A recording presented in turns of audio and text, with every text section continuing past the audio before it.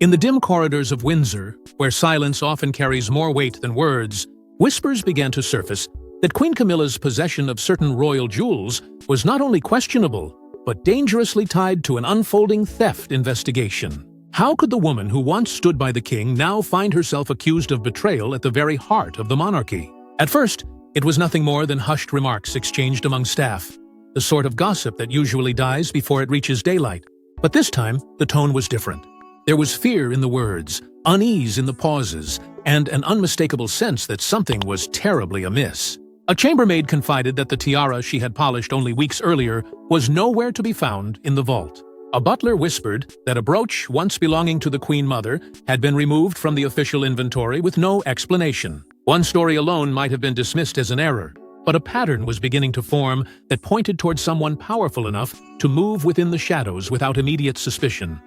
Soon, rumors spread beyond palace walls. Jewelers in London discreetly mentioned seeing pieces that bore striking similarities to royal heirlooms, but in the hands of unexpected owners. Collectors whispered about rare acquisitions that seemed to appear out of nowhere, carrying histories too closely aligned with Windsor's treasures. And at the center of these whispers, one name began to surface with alarming regularity: Camilla.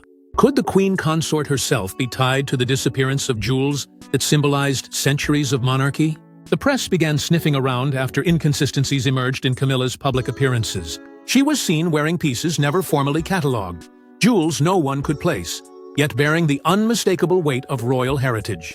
Questions arose in late-night editorial rooms. Were these family heirlooms never disclosed, or were they part of something far more troubling? For editors who lived on scandal, the scent of a royal theft was too intoxicating to ignore. Articles began to appear in subtle tones, hinting at discrepancies, probing at the edges of a truth too dangerous to state outright. Inside the palace, unease turned to alarm.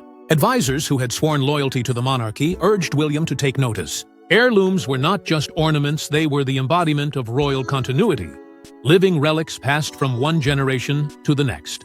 To lose them was to fracture history, and to have them fall into Camilla's hands, without record, without explanation, was to invite suspicion that the monarchy itself was being manipulated from within. William's closest confidants urged him to monitor the situation discreetly. Though his respect for tradition was unshakable, he had learned from his mother's fate that silence could be fatal. He listened carefully as each detail was laid before him, his mind racing between disbelief and a rising fury. If true, this was not merely a scandal. It was an act of betrayal against the crown, against his family, and against the very memory of Diana, whose jewelry had carried stories of resilience and heartbreak alike. The chilling idea that a queen consort could be entangled in theft gripped the air with suffocating intensity. This was not a whisper to be ignored. It was a spark threatening to ignite the monarchy's most guarded walls, a reminder that even within the safety of Windsor's stone, danger could lurk, dressed in pearls and diamonds. But whispers alone were not enough, until one shocking discovery transformed suspicion into an unstoppable royal reckoning.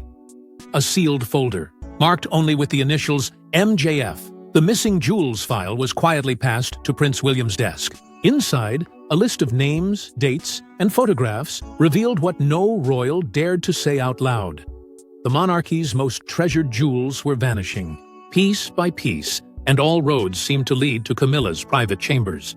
This was no rumor now, no hushed whisper in the corridors of Windsor. This was evidence, black and white, and it landed with the weight of history itself. The first entry William's eyes fell upon sent a chill through him.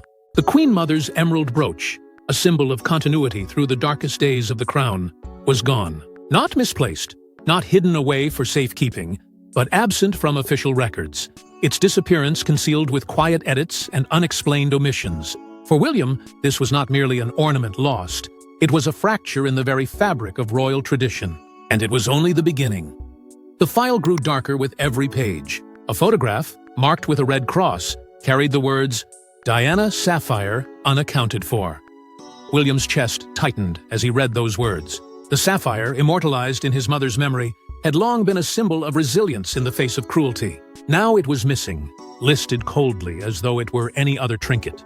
William's jaw clenched as anger rose, for he knew too well the sting of watching his mother's legacy manipulated, twisted, and stripped away. To see her jewels fall into uncertain hands was to see her memory violated all over again. But the evidence did not end with missing heirlooms. The file contained photographs of Camilla at private dinners and receptions, draped in rare jewels that did not appear anywhere in the royal vault records. Her sudden access to pieces never formally logged raised questions that even the most loyal aides could not explain. Each note beside the images carried subtle but damning annotations. Not registered, not accounted for, vault copy, incomplete. The message was clear: these jewels did not belong to her, yet she wore them as though they were hers to command. The deeper William read, the more disturbing the threads became. Hidden meetings were logged, some taking place far beyond the watchful eye of palace staff. Camilla had reportedly met jewel experts in discreet European salons, gatherings that promised anonymity but attracted those skilled in authenticating, pricing, and trading heirlooms of immeasurable worth. These meetings were not casual consultations. They hinted at an underworld of commerce where history was currency and loyalty could be bought. Then came the testimonies, small but piercing. Staff had whispered of jewel cases being transported under unusual circumstances, bypassing established procedures, and carried out not by long-trusted courtiers, but by Camilla's hand-picked aides. These movements, conducted in silence and under cover of night, were explained away as routine but raised suspicion among those who had seen too many shadows pass by, unchecked. To put such trust in a narrow circle was to shut the door on accountability. And William knew this was a choice made deliberately. As he closed the file, the silence in the room seemed to roar in his ears. Each line on each page was more than suspicion. It was a carefully laid trail of absence, concealment, and audacity. The monarchy's most priceless treasures, symbols of sacrifice, resilience, and legitimacy, were slipping away, and the paths all converged on Camilla. William leaned back, the weight of duty pressing heavily upon him. This was no simple matter of error. It was too deliberate, too consistent, too dangerous. And yet, as William pored over each name and item, one question burned through his mind: was this negligence, or was it betrayal? The storm broke when Catherine noticed something chilling. A sapphire necklace once gifted to Diana, a symbol of resilience worn by Camilla at a private dinner. For William, it wasn't just jewelry. It was his mother's memory, stolen, paraded, and desecrated. That necklace became the fuse that lit the monarchy's most explosive confrontation in decades. Catherine had seen it before, around Diana's neck in photographs that captured both grace and suffering. To see it now, glittering at Camilla's throat, felt like a cruel twist of fate. Her breath caught, her heart raced, and she knew instantly that something was terribly wrong. The sapphire had not been accounted for in the vault, yet here it was, worn without hesitation, without acknowledgement of its legacy. For Catherine, it was a silent insult, a reminder that the woman who once stood in Diana's shadow was now draping herself in her most cherished symbol. When Catherine shared her discovery with William, his fury erupted. The missing jewels file had already shaken him, but this was personal. He remembered Diana's quiet strength, her tears behind closed doors, and her determination to shield her children from the storms of the crown. That necklace had been part of her armor, a jewel that spoke of resilience in the face of betrayal. To see it flaunted by Camilla ignited something far deeper than suspicion. It was an open wound, ripped apart for the world to see. Advisors tried to steady him, reminding him that the necklace had already been listed as missing from the vault. They urged caution, warned of scandal, and whispered that this was not the time to move against a queen consort. But William was no longer listening to reason. Every argument fell away as he stared at the evidence before him. The woman who had long been at the center of whispers was now parading Diana's legacy as if it were her own. There was no more denying the truth. The symbolism cut deeper than any blade. Diana's memory was being violated in the most public of ways, turned into a tool of silent dominance. Rumors spread quickly that Camilla had chosen the necklace not by accident, but with deliberate intent. Whispers suggested she wore it as a statement of power, a reminder that she now reigned where Diana once stood. Whether true or not, the perception alone was enough to send shockwaves through the palace and beyond. William's anger crystallized into resolve. He could no longer allow silence to protect what was being desecrated. To him, this was not just about jewels, it was about truth, about honor, and about the future of the monarchy itself. His personal crusade had begun, and it would not stop until every stolen heirloom, every hidden truth, was dragged into the light. But what began as a personal wound soon evolved into a public scandal when investigators stepped into the palace shadows. behind the palace gates, William authorized something no heir had ever dared before: a secret investigation into a reigning queen consort. The operation was discreet, ruthless, and bound to expose truths the monarchy had tried to bury for centuries. Every jewel had a story, and every story led back to one woman, Camilla. For William, this was no longer just about whispers or missing records. It was about finding the hard evidence that would either clear her name or seal her fate forever. He knew the stakes. To investigate a queen consort was to risk fracturing the monarchy itself. But William also knew that silence was complicity, and after watching Diana's legacy desecrated, he could not remain still. So he handpicked a circle of allies, trusted advisors, loyal confidants, and even discreet figures with backgrounds in MI5. Men and women who understood the art of moving in shadows, of unearthing secrets hidden behind locked doors. They owed their loyalty not to Camilla, not even to Charles, but to the survival of the crown. The first step was cold and methodical. Royal jewel registries were pored over with precision, each entry cross-checked against photographs of Camilla's public appearances. Patterns emerged quickly.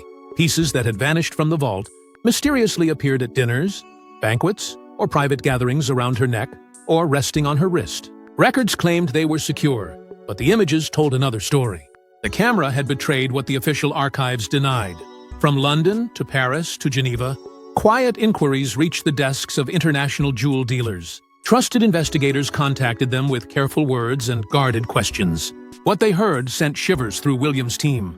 Dealers recalled private transactions, unusual in both secrecy and scale, tied to intermediaries who whispered Camilla's name behind closed doors. Priceless heirlooms had been priced, valued, and in some cases, sold discreetly to collectors who would never dare reveal their sources.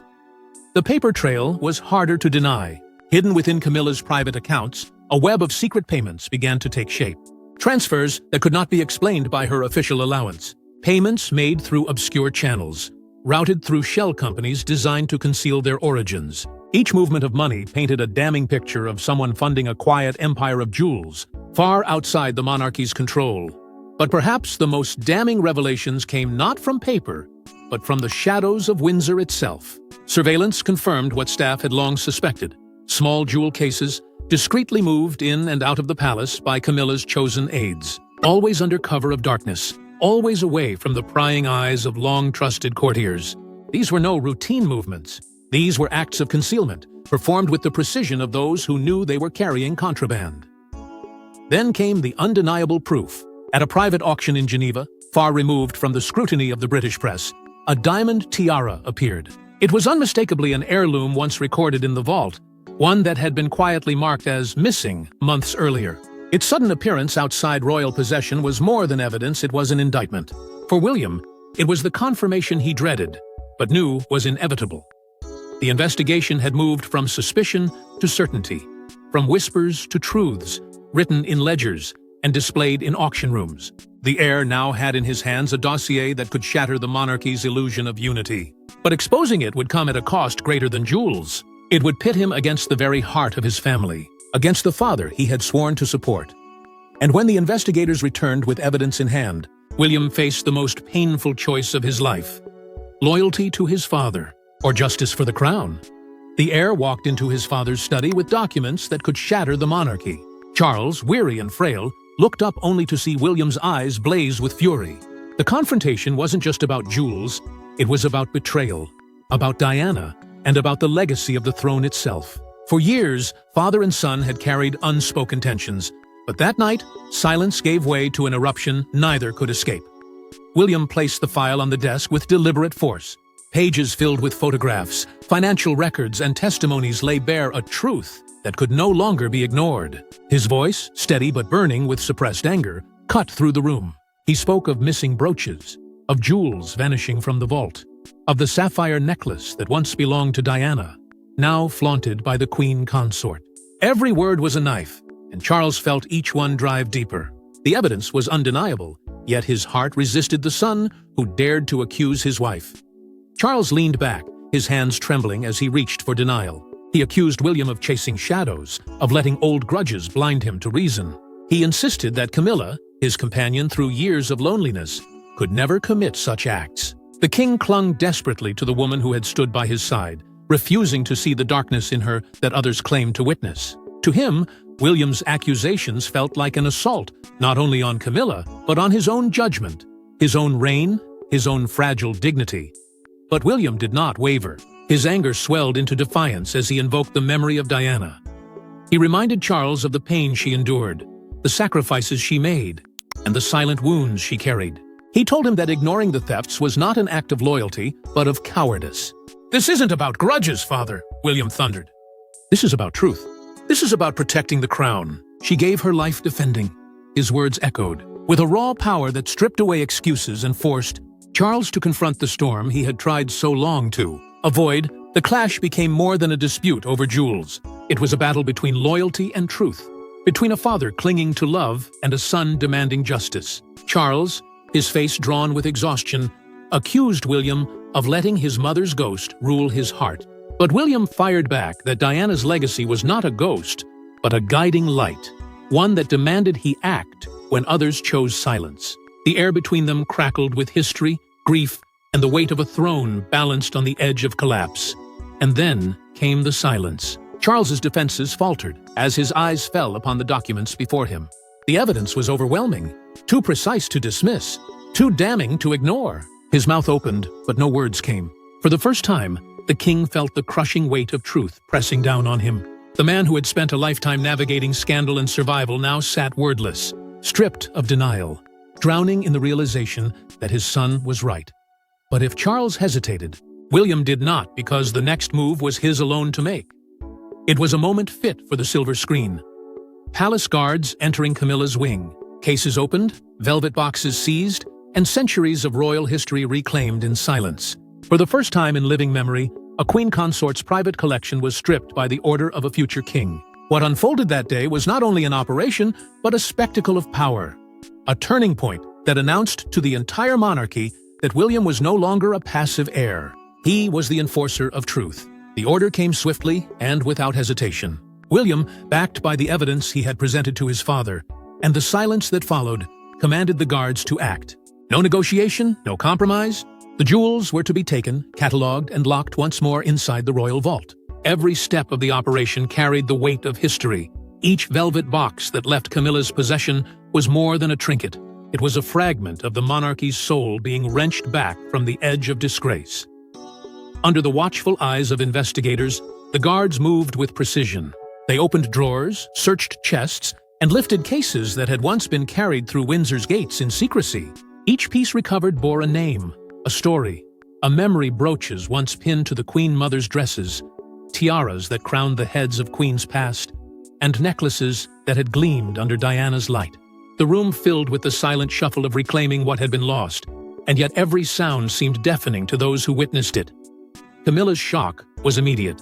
The woman who had carried herself with quiet dominance, who had long silenced doubters with an unflinching stare, now stood stripped of her authority in the most humiliating way possible. Her protests faltered under the evidence, her attempts at explanation drowned in the spectacle of uniformed guards taking away what she had claimed as her own. For a queen consort, humiliation was worse than exile, and every jewel lifted from her hands was another crack in her carefully constructed image of power. The palace staff, long accustomed to whispers but never to open conflict, watched in uneasy silence. Some traded glances, others muttered under their breath, as the centuries-old symbols of monarchy vanished from Camilla's wing. The sight was unforgettable. A future king dismantling the illusion of harmony inside the palace itself. The whispers that had once stayed in corners now carried into the open. Something irreversible had just happened, and the monarchy would never look the same again. Amid the chaos, Catherine remained still. She said nothing, but her presence was undeniable. Her expression, calm yet firm, carried no triumph, but rather a cold resolve. She knew this was not about victory or revenge, it was about restoration. Watching Diana's jewels return to their rightful place was not a moment of celebration, but of justice. A silent promise that history would no longer be erased by deceit. William may have given the order, but Catherine embodied the quiet strength that steadied him. With every jewel returned, the monarchy's secret power shift unfolded in real time. Authority was no longer measured by who wore the crown at that moment, but by who commanded the will of the institution. In seizing the jewels, William had seized something greater, the moral authority to protect the throne from within. And as the last case was locked away, the silence that followed was both haunting and heavy. The kind of silence that signaled the beginning of a storm. But as the jewels returned to the vault, another storm brewed because Camilla was not about to go quietly. Humiliated, cornered and furious, Camilla struck back with every weapon she had. From leaking private details to her allies in the press, to rallying loyalists within the palace, she turned her humiliation into open warfare. The monarchy wasn't just fractured, it was bleeding in front of the entire world. Where William sought justice, Camilla saw only betrayal, and she vowed to transform her downfall into an attack so devastating it would shake the very foundations of the throne. Her first move was subtle, yet poisonous. Trusted journalists, long nurtured through carefully built alliances, suddenly received stories painting William not as a defender of the crown, but as a power-hungry usurper. Headlines dripped with insinuations that he was orchestrating a coup against his own father, that he was driven not by principle, but by a desperate need to erase Camilla's presence from history. The narrative spread like wildfire, and though William's supporters dismissed it as propaganda, the seed of doubt had already been planted in the public mind. Behind closed doors, Camilla turned to those closest to her blood. Tom and Laura, her children from her first marriage, became her confidants and co-strategists. Together, they plotted counter-narratives, drafting statements and preparing interviews that would cast Camilla not as a thief, but as a victim. They whispered of William's vendetta, framing him as a man consumed by his mother's ghost. To them, this was not just about jewels, it was about preserving their mother's dignity and their place in the royal machine. The palace itself became a battleground. Staff members who had pledged their loyalty to Camilla refused to obey William's orders, undermining his authority at every turn. Messages went missing, directives were ignored, and whispers of sabotage followed William through the halls. His authority as future king was being tested not by strangers, but by those who worked under the same roof. The quiet resistance created cracks within the royal household, cracks that widened with every day Camilla fueled her campaign. Charles, caught in the center of this storm, found himself torn between the woman he had loved for decades and the son who carried his crown's future. His silence, once seen as regal restraint, now looked like weakness.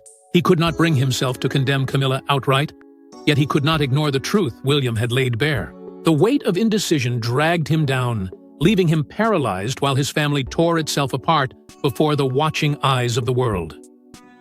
The media frenzy grew more vicious with each leak. Stories of missing jewels were twisted into tales of family feuds and political maneuvering. Public outrage mounted not just at Camilla, but at the institution itself. Protesters questioned why the monarchy still held treasures when the nation struggled, while critics seized upon the chaos as proof of the crown's irrelevance. The jewels were no longer just gems, they had become weapons in a war of perception, symbols of corruption and division. The palace descended into chaos, its corridors echoing with mistrust. Alliances shifted like shadows, and every word spoken behind closed doors seemed destined to appear in the next morning's paper. What had once been whispers now roared into open battle, leaving the monarchy reeling under the weight of its own secrets. And yet, even in chaos, William held one final card, a truth Camilla could not bury. In a final, devastating revelation, William's investigators uncovered what Camilla feared most: correspondence linking her to international jewel traffickers. For William, it wasn't just proof of theft, it was proof of betrayal so deep it threatened to unravel the monarchy itself. What had begun as whispers in the corridors of Windsor now stood exposed in black and white letters, undeniable bank records, and coded messages that revealed a world far darker than anyone had dared imagine. The documents spoke with a clarity that no denial could erase. Letters, carefully worded but unmistakable, showed Camilla's intermediaries communicating with jewel traders scattered across Europe and beyond. References to packages, heritage, consignments, and private valuations painted a damning picture of treasures being siphoned from the vaults of the crown into the hands of men who saw history not as legacy but as profit. Each page carried a chill, each sentence a strike against the sanctity of the monarchy. Bank transfers sealed the case with brutal precision. Hidden accounts, masked by shell companies and offshore networks, revealed millions moving in and out of Camilla's private channels. These were not casual sums. They were transactions that matched the valuations of priceless heirlooms known to be missing. The trail of money moved like a shadow, weaving through Geneva, Dubai, and Hong Kong, disappearing into vaults beyond Britain's reach. For William, This was more than corruption. It was a betrayal of duty, a theft of history that could never be undone. Even more devastating was the discovery that not all jewels could be recovered. Some had already slipped through the cracks of time, lost forever to discreet collectors who would never return them. Among them were pieces tied not just to wealth, but to memory: a diamond bracelet gifted to Queen Mary on her coronation, a tiara worn at Elizabeth's state visits, and smaller treasures that carried stories of sacrifice and continuity. These jewels, once living symbols of the monarchy's resilience, had been reduced to commodities traded in silence. The symbolic weight was crushing. For William, this was not just about jewels, but about what they represented. The heritage of the crown, meant to endure as the living fabric of Britain's identity, had been treated like currency. Diana's memory, the Queen Mother's pride, the quiet legacy of generations, all reduced to bargaining chips in the hands of one woman who had sworn loyalty to the throne. The outrage burned deeper than anger. It was grief sharpened into resolve. The world could no longer be kept in the dark. William prepared a public statement, his words carefully chosen, but heavy with meaning. He did not name Camilla outright, but he spoke of grave misconduct, of the monarchy being tested by betrayal within, and of the sacred duty to protect its legacy at any cost. The implication was unmistakable. Every ear heard what was not said. Every headline carried what was whispered. The Queen Consort stood accused by the heir himself. The monarchy braced for what came next. International scandal loomed, and the image of the crown, already bruised by years of controversy, teetered on the edge of collapse. Allies grew restless, critics sharpened their knives, and the nation prepared for the kind of reckoning not seen in generations. Yet beneath the fear was a sense of inevitability, for William's revelations had shifted the balance of power forever. And as the palace reeled, one last chapter remained: the fallout that would reshape the crown forever. The jewels, once symbols of unity, became the very fire that tore the monarchy apart. Yet, in reclaiming them, William positioned himself not just as heir, but as the man willing to defend the throne at any cost. And as Camilla's reign of influence crumbled, the world asked, had the monarchy been saved, or had it lost its soul? The public could not agree. To some, William was a savior, a future king who placed duty above comfort and justice above silence. To others, he was a usurper, a son who shattered his father's household and exposed wounds that could never fully heal. Camilla, once a commanding presence, now stood isolated. Her allies dwindled, her voice silenced by disgrace. What she had built through years of endurance dissolved in the shadow of William's defiance. Charles, caught in the wreckage, was left broken, torn between the love of his wife and the brutal clarity of his son's actions. The war between loyalty and truth had left him diminished, his reign scarred beyond repair. And in that void, Catherine's quiet strength began to shine. Her composure, her resolve, and her steady hand became the anchor for a nation desperate for dignity amidst chaos.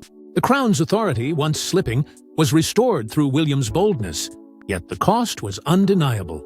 He had defended its treasures, but in doing so, had unveiled fractures that could never be lingered like a shadow.